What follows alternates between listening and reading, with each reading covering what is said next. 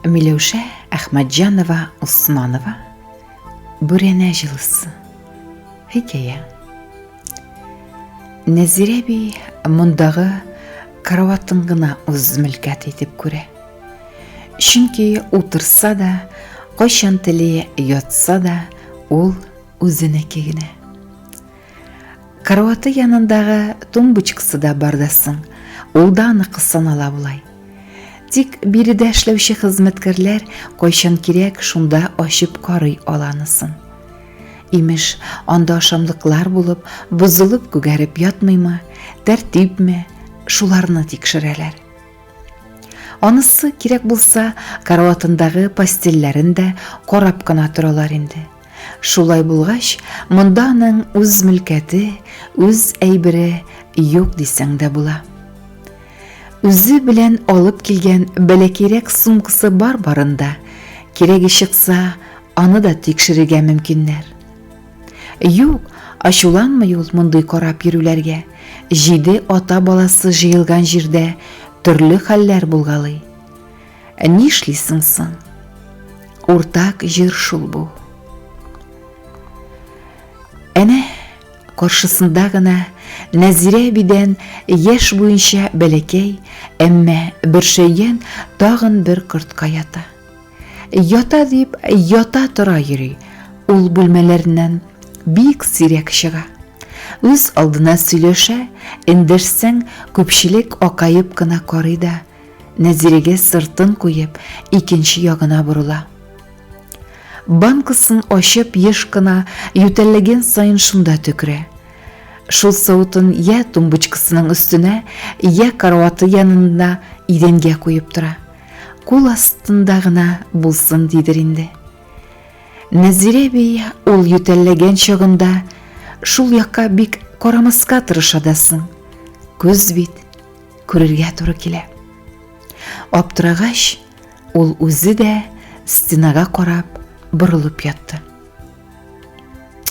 Эх, салкынсың шул, салкынлык бер күзеңнән, өйкәемнең агач стенасына ни җитә, дип сөйләште ул кирпич стена белән.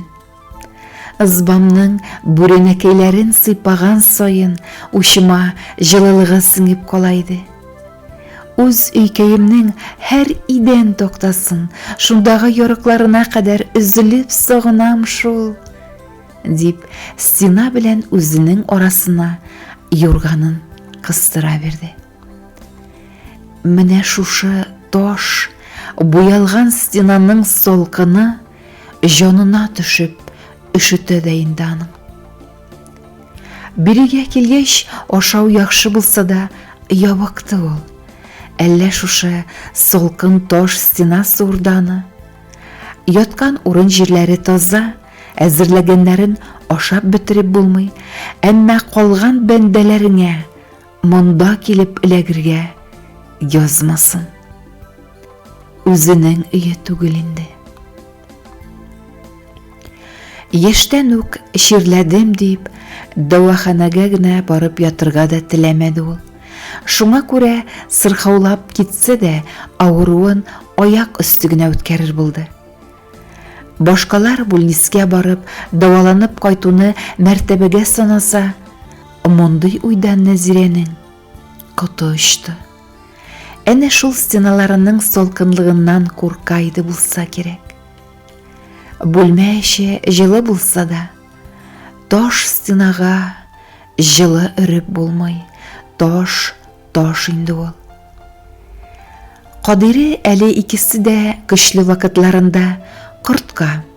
Үз көчебез барда, әйдә тагын бер өй битерик. Әллә монысын кирпичтән салабызмы соң? Картлык көнебездә шунда шикердәшеп яшәрбез икәү, дип сүз каткан иде. Кадиренең кортка дип эндәшүе, яратып, үз итеп әйтүе иде. Нәзирә аңа 22 яшьлек егеткә 18 яшьлек көе генә килде. Якын итеп, әнә шул вакыттан ук өйләнешкәч тә кортка исеме күтәрде ул. Охшагач әйтсен соң, бергә генә булыйк, дип уйлый торган иде Нәзирә. Акыллы булды ире, гомер буе какмады, сукмады. Үй салу ниятендә хуплады аның хатыны. Тик әнә шул таш, кирпич сүзен генә ишетергә дә теләмәде. Юк, син бүрәнәдән булсын берүк, таш тартучан мине, бурадан төзик яме? Дип җаваплады. Бабайына үзенең яраткан әйсинен иркә итеп кабатлап.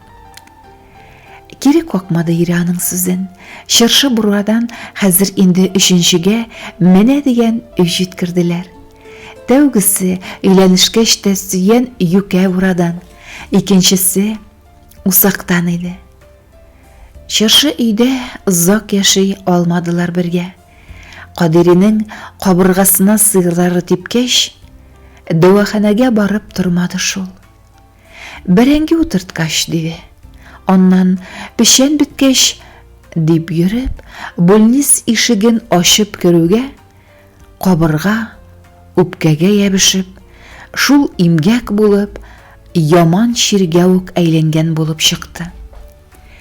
Сәбәбе шул булдымы, әллә әҗәлгә бер сылтау гына булдымы, Кадире бакыйлыкка күчте. Балалары булмагач, карт көнендә Шыршы өйдә иренең сөйгән корткасы бер үзе ятим калды. Яшәде, ялгыз калгач та, сыйрын да битерми яшәде дистә еллар. Аннан сарык, кош-корт кына калдырды. 83 яшы тулгач, кышын утынлыктан ярган пүләннәрне алып кереп ягу авырлашты аңа. Бер ел инде шишмә суына да үзе бара алмый. Моңа кадәр әкрен генә бәләкәй чиләкләрен асып, көянтәләп барып кайта иде. Кышында сукмактан вак-вак кына атлап булса да барды. Кое суы белән генә шикләнә хәзер.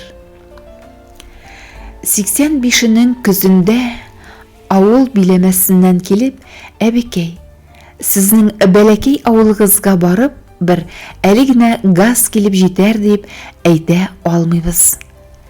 Әллә кыш чыгарга булса да, үзебезнең райондагы картлар йортына барасыңмы соң?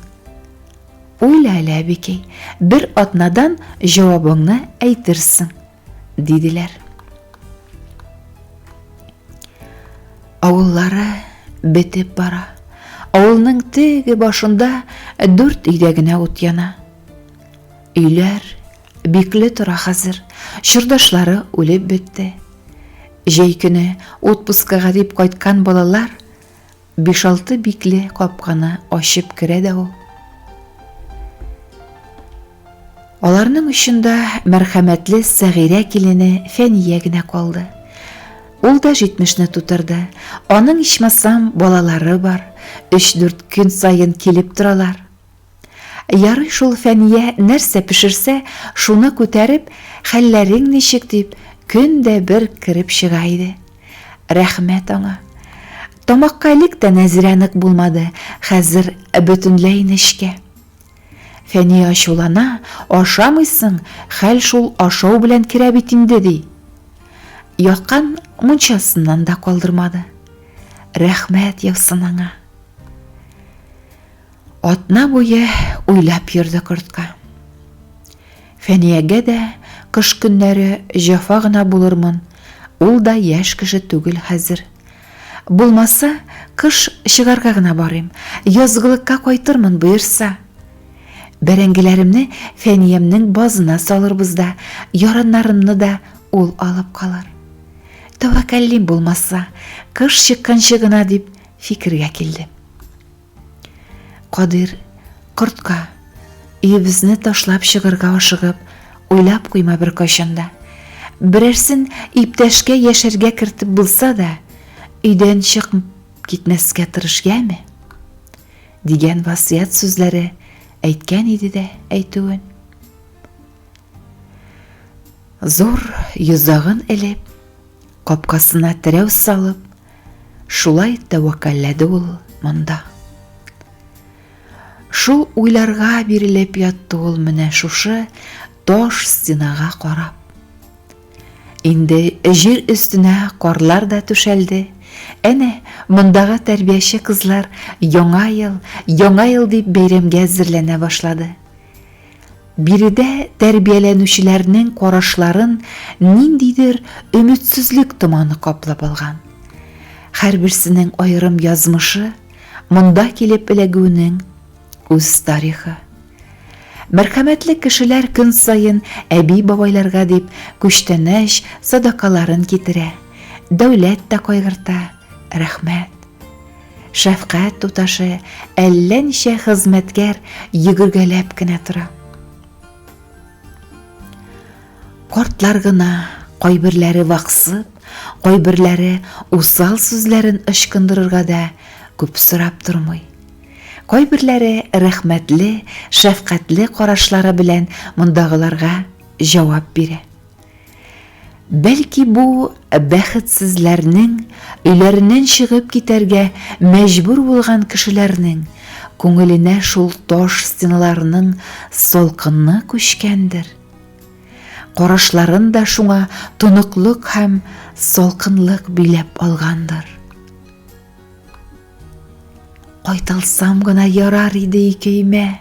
Апрель озакларына кайтарып җибәрмәсләр микән дигән өмет әле Нәзирә әбинең күңелен җылытып тора. Алдагысын бер Аллаһ кына белә шул. Кортка кытыршыланып, буыннары чыгып беткән бармаклы учларын битләренә тери дә, өйнең бүренә җылысын туйгандай була. Монда эшләгән кызлар калидорда чыршы бизи бугай. Булмаса алар янына чыгып бераз карап торыйм әле, дип уйлап, караватыннан торды карчык. Шунда кояштай балкыган шәфкать туташы бүлмәләренә ашыгып килеп керде һәм: "Нәзирә әби, сезнең янга килделәр, сөенче", диде. "Бәй, балам, кем булыр? Силсәүиттән килделәр микәнни?" дип аптырап калды әбекәй.